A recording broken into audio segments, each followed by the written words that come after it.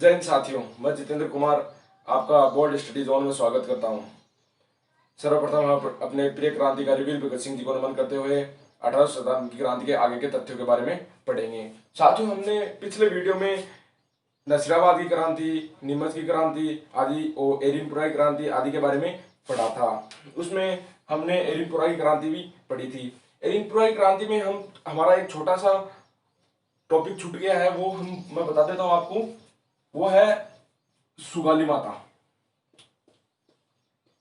ये सुगाली माता कहां पड़ती? पाली में है सुगाली माता को 18वीं शताब्दी क्रांति की देवी भी माना जाता है तथा इस सुगाली माता एक तरह से आप यूं मानो कि ये क्रांतिकारियों के लिए मार्गदर्शक के रूप में भी कार्य कर रही थी। एक तरह जोश बनने का काम कर रही थी।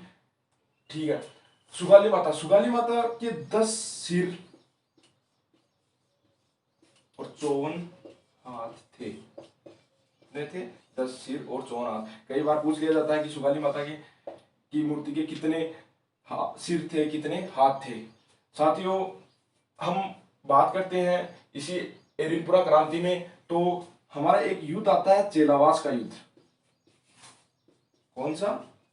चेलावास का युद्ध। चेलावास का युद्ध साथियों 18 सितंबर 1857 को हुआ था। इसमें क्या है, अव्वा के ठाकुर थे कुशाल सिंह। कौन थे?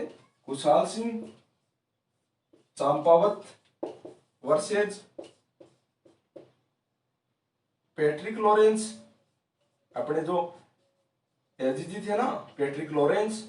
और जो मारवाड़ का पीए था, पीए कौन था साथियों? मैंने पिछले वीडियो में बताया आपको, मैक मोशन। अब एक तरफ सिर्फ अंग्रेज अधिकारी थे, इनमें कोई भी भारतीय राजा शामिल नहीं था, और दूसरी तरफ संपूर्ण भारतीय क्रांतिकारी थे। तो इस युद्ध को काले गोरे का युद्ध कहा गया है। काले गोरे का युद्ध कहा गया है। ठीक है साथियों, ये अपने एक छोटा सा था वो एरिनपुरा क्रांति के बारे में है। अब हम आगे के अपने कोटा के विद्रोह के बारे में पढ़ेंगे। साथियों, अपना ये शुरू होता है कोटा का विद्रोह। ये कोटा का विद्रोह कोई यूं मान के चलो, ये कोई सैनिक छावनी तो थी नहीं। ठीक है, किसी सैनिकों ने यहाँ कोई वैसे प्रत्यक्ष तौर पर कोई विद्रोह नहीं किया था। ठीक है, तो साथियों कोटा का जो विद्रोह है वो एक जन विद्रोह था। क्या था? जन विद्रोह है। ठीक है साथियों, ये कोटा का विद्रोह सबसे सुनियोजित, अपने संपूर्ण क्रांति का सबसे सुनियोजित विद्रोह था। ठीक है साथियों, इसका सुनियोजित होने का कारण क्या था कि ये जन विद्रोह था। ठीक है, लोगों में अंग्रेजों के बारे में एकदम भयंकर तरीके से रोष उत्पन्न हुआ था। ठीक है साथियों, तो इस रोष के कारण ये लोगों में एक तो दूसरे से जुड़ाव था। इस कारण ये विद्रोह अति सुचारू रूप से संचालन हुआ इसका। साथियों, ये विद्रोह अपना कब शुरू हुआ था? ये विद्रोह हुआ था 15 अक्टूबर 1857 को। कब हुआ था दोस्तों? 15 अक्टूबर 1857 को। अब ये विद्रोह के नेतृत्व करता थे, वो थे नेतृत्वकर्ता। कौन थे? जयदयाल और एक थे मेहराब खां। ठीक है दोस्तों, अब हम बात करते हैं इससे आगे की। तो इसके पॉलिटिकल एजेंट थे पीए, वो थे मेजर। कौन थे? Major Burton. ये वही मेजर बर्टन है जिन्होंने नीमच क्रांति को दबाया था। नीमच क्रांति को दबाया था। जिस समय यहां विद्रोह की भावना उत्पन्न हुई थी, उस समय मेजर बर्टन कहां थे? नीमच में थे साथियों। अब हम बात करें यहां के शासक की। कौन यहां शासक थे? राम सिंह द्वितीय। ठीक है साथियों। अब यहां विद्रोह की भावना पनपने का मेन कारण था, वो था कि खाद्य पदार्थों में क्या मिला दिया, हड्डियों का चूरा। तो साथियों हम इसमें हड्डियों का चूरा मिला दिया था, सॉरी हड्डियों का चूरा, हड्डियों का चूरा मिला दिया। ये ऐसा कोटा की जो सैनिक थे, कोटा राजपलटन, एक बात आपको पहले मैं ये बता देता हूं, जो ये मेहराब खां थे ना, ये कोटा की कोटा राजपलटन में एक जैसे टुकड़ी थी, उसका नाम था गायला पलटन,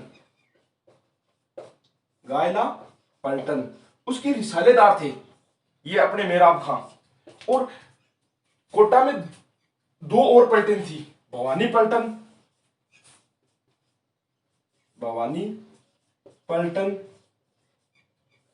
और नारायण पलटन।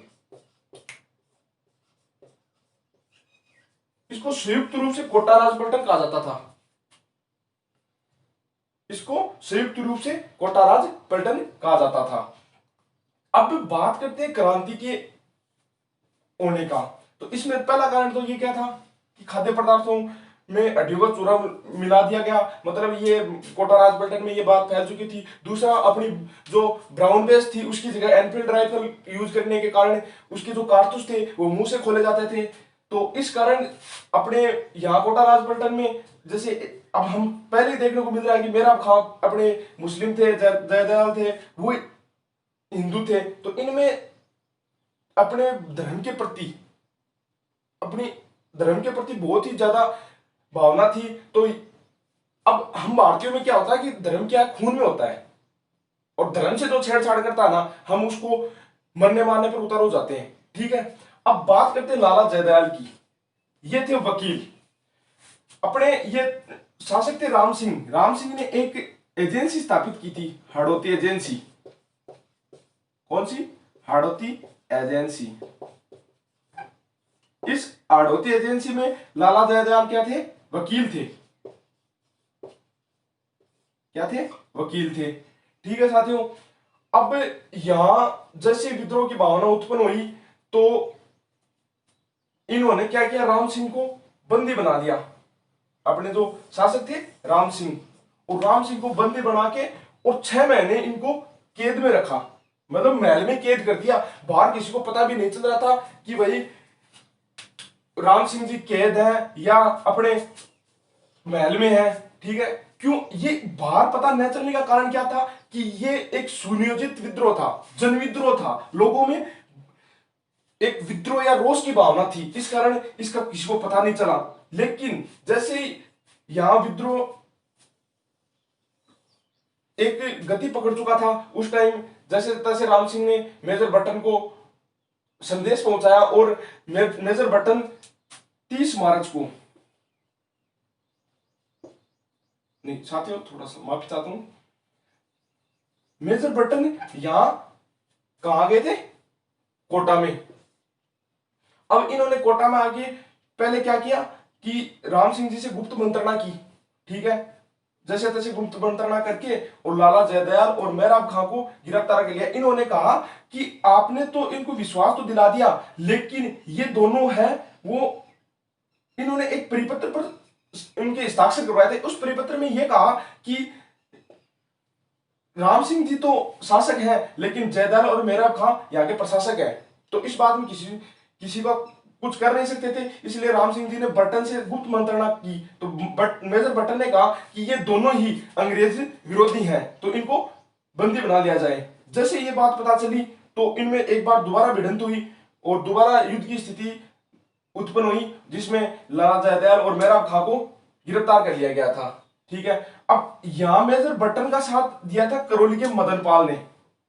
करौली के शासक थे कौन? मदन पाल। करौली के शासक थे मदन पाल। इन्होंने अपनी सहायता देने की बात की, लेकिन इससे पहले ही जयदयाल और मेहराब खां ने यहाँ के डॉक्टर थे, डॉक्टर सैडलर सैडलर और कोटम, नीचे दिख नहीं रहा होगा, यहाँ डॉक्टर थे, डॉक्टर सैडलर, उनकी हत्या कर दी। डॉक्टर सैडलर तथा अपने मेजर बटन के दो पुत्र थे, उनका एक का नाम था ऑर्थर,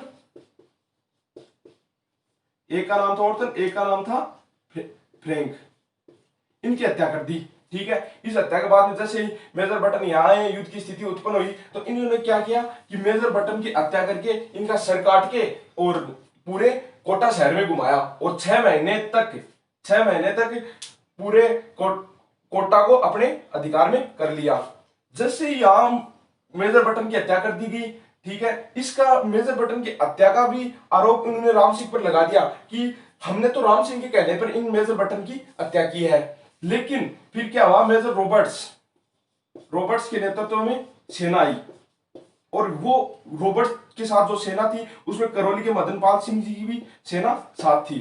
ठीक है, इन्होंने मिलके जयदयाल और मेहराब खां को कैद कर लिया। ठीक है, और इनको क्या किया कि ये इतने अंग्रेज इतने निर्दयी थे, मतलब इनको वैसे तो इनको इज्जत देने का कोई फायदा नहीं है, लेकिन हम भारतीयों में एक भावना रहती है जो सम्मान देने की। लेकिन अब इन्होंने क्या किया, इतने निर्दयी थे लाला जयदयाल और मेहराब खां को तोपों के बांध कर और तोपों से इनको उड़ा दिया था।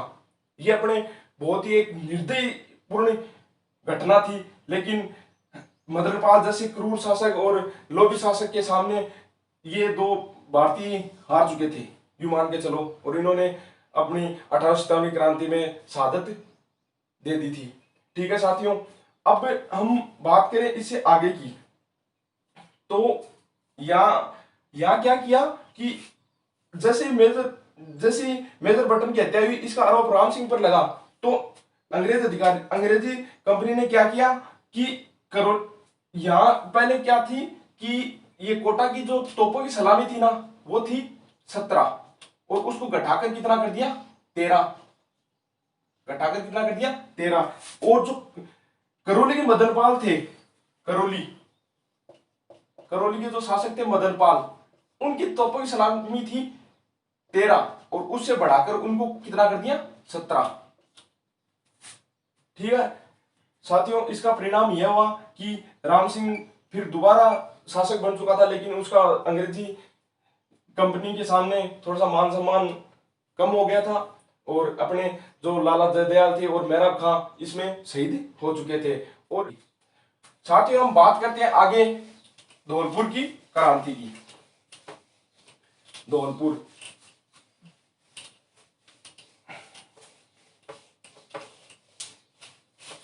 साथियों हम बात करते हैं अब धौलपुर की क्रांति के बारे में। धौलपुर की क्रांति कौन सी, धौलपुर की क्रांति। धौलपुर की क्रांति 9 जुलाई 1857 को इसका शुभारंभ हुआ था। साथियों, धौलपुर की क्रांति क्यों महत्वपूर्ण है, इसका मेन कारण था कि राजस्थान में वो जगह जहां राजस्थान के व्यक्ति न होकर अन्य राज्य के क्रांतिकारियों ने विद्रोह किया था। इसका कारण क्या था, धौलपुर के शासक थे वो थे भगवंत सिंह है। अपने ग्वालियर में जो विद्रोह हुआ था, ग्वालियर जो मध्य प्रदेश में पड़ता है, ग्वालियर में विद्रोह हुआ था, तो वहां से जो सैनिक भाग के आए थे वो धौलपुर से होते हुए आगरा की तरफ गए थे। कहां गए थे, धौलपुर से होते हुए आगरा की तरफ। अब धौलपुर के शासक अंग्रेज स्वामी भक्ति था, तो इन्होंने क्या, ये जो ग्वालियर से जैसे चले, इन्होंने यहां शरण ली, कहां ली, धौलपुर में शरण ली, और आगे आगरा की तरफ जा रहे थे। तो एक तरफ तो क्रांति भड़क रही थी, लोग अपने क्रांतिकारी शहीद हो रहे थे, और यहाँ लोगों ने देखा कि धौलपुर शासक यहाँ अंग्रेजों को शरण दे रहा है, तो लोगों के मन में विद्रोह की भावना उत्पन्न हुई। यह भी कोई अपनी सैनिक छावनी नहीं थी, यह भी एक जन विद्रोह ही था। जन विद्रोह ऐसे था कि जो ग्वालियर से भाग के यहाँ जो अपने अंग्रेज अधिकारी आ रहे थे, उनके पीछे पीछे ही यहाँ क्रांतिकारी भी इनका पीछा करते करते हुए यहाँ पहुंच गए थे। और यहाँ लोग पहले से ही आतुर थे कि कोई हमारा साथ दे और हम विद्रोह की करें। तो क्रांतिकारी और स्थानीय स्थानीय सेना व जनता तीनों ने मिलकर यहाँ के शासक भगवंत सिंह जी को हरा दिया और इनको मारने की धमकी दे दी। लेकिन फिर दोस्तों यहाँ जो धौलपुर की क्रांति हुई थी, इसमें नेतृत्व करता थे वो थे रामचंद्र गुर्जर और देवा गुर्जर। यहाँ धौलपुर की गुर्जर जाति और मेव जाति ने इस विद्रोह को सफल बनाने का पूरा प्रयत्न किया। और हम बात करते हैं अब आगे, ये अपने धौलपुर की क्रांति होगी। इसमें 9 जुलाई को 1857 को ये शुरू हुई। इसके शासक थे भगवंत सिंह थे। और इसमें जो ये प्रथम ऐसा विद्रोह था जिसमें राजस्थान की कोई व्यक्ति न होके अन्य व्यक्ति थे। हम एक बात करते ग्वालियर से संबंधित, जो हम बात करेंगे अगर राजस्थान में वो पहला व्यक्ति जो 1857 की क्रांति में शहीद हुआ था। अब ग्वालियर के शासक थे वहां आपका खजांची था। खजांची जो खजाने की देख रेख करता है, उसका नाम था अमरचंद भाटिया। अमरचंद भाटिया वो अपने कहां से संबंधित थे? बीकानेर से। वो अपने कहां से थे? बीकानेर से। अमरचंद भाटिया ने 1853 की क्रांति में झांसी की रानी जब ग्वालियर पर आक्रमण किया था, तो इन्होंने अमरचंद भाटिया ने क्या किया था कि संपूर्ण खजाना झांसी की रानी को सौंप दिया था। तो पीछे से जब अंग्रेज अधिकारी को यह बात पता चली, ग्वालियर से जब झांसी की रानी निकल चुकी थी और जब अंग्रेजों को पता चला कि झांसी की रानी का साथ किसने दिया या उनको खजाना किसने दिया, तो अमरचंद भाटिया का नाम आया। तो अमरचंद भाटिया को फांसी की सजा दे दी गई थी। ठीक है, तो अगर एग्जाम में क्वेश्चन पूछा जाए कि वह प्रथम राजस्थान का व्यक्ति जिसने 1857 की क्रांति में सर्वप्रथम अपनी शहादत दी थी, उसका नाम आता है अमरचंद भाटिया का। अब दोस्तों हम बात करते हैं एक छोटी सी, हमने क्रांति के बारे में तो पढ़ लिया है खूब, लेकिन इसमें एक जगह और आती है, वो है भरतपुर का विद्रोह। भरतपुर का विद्रोह,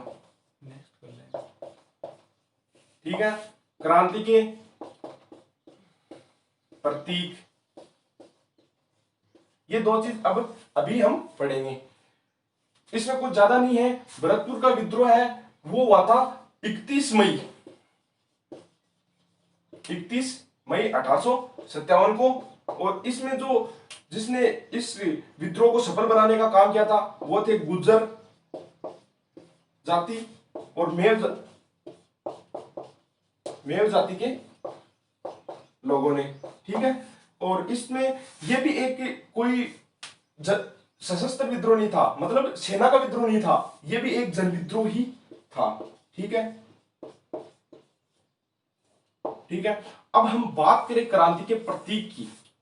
दोस्तों मैंने ये अब क्यों बताया, क्योंकि हम अब इसको आराम से याद कर सकते हैं, ये अलग से है। ठीक है, तो इसमें कमल का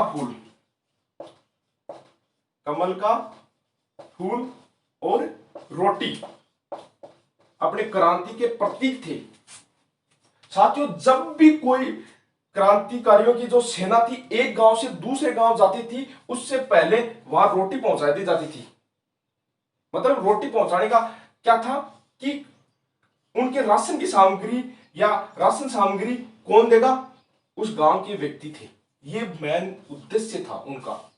कमल का फूल अपने आज भी बहुत ही अच्छा माना जाता है और इसको अपने मतलब एक प्रतीक के रूप में देखते हैं। ठीक है साथियों, अब बात करें आगे के ताजा टॉपिक के आगमन की, क्रांति के अन्य तथ्यों की, क्रांति के ऐसे होने का कारण, या मेजर प्रिचार्ड के बारे में कुछ आगे पढ़ेंगे हम। उन्होंने क्या कहा था, उनकी किताब थी the mutiny of Rajasthan Rajputana, उसमें पढ़ेंगे आगे हम अगली वीडियो में। जब तक साथियों, जय हिंद, नमस्कार। मैं जितेंद्र कुमार आपके साथ एक बार फिर हाजिर होऊंगा नेक्स्ट वीडियो को लेकर।